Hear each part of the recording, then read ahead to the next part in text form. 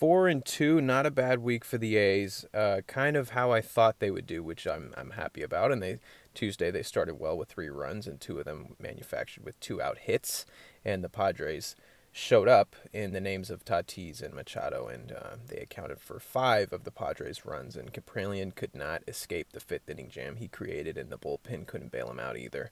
Offense couldn't keep up with the San Diego powerhouse, and the A's lose their fourth straight game, which really sucked at the time. But Wednesday, the bats got going, and Blake Snell, he sucks, and gave up 7 runs in just 4 innings of work. Chapman and co. came to life, and the Padres played pretty sloppy baseball with almost 3 errors in the game, allowing the A's to score 10 with their new reliever, Andrew Chafin, closing out the game.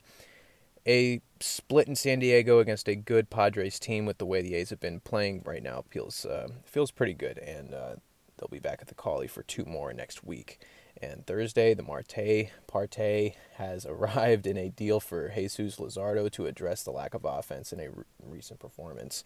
And Montas was great again with 7 shutout innings and double-digit strikeouts. Marte got on base twice and recorded and scored a run in a 4-0 win over the Angels. Friday was another great performance from a starter, and this time it was Chris Bassett. He matched Montas in shutout innings and got the win in a tight 2-0 win.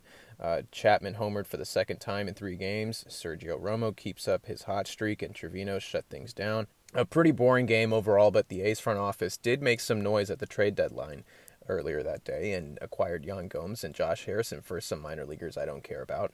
And moving into one of the more frustrating losses of the season, the A's offense completely fell asleep. They let a 1-run deficit overrule them, and they just could not get shit going on. And Sunday, it was all about the new guys in this one. Yan Gomes and Josh Harrison playing their first games with the A's and stood out collecting hits in the win. Yan Gomes homered.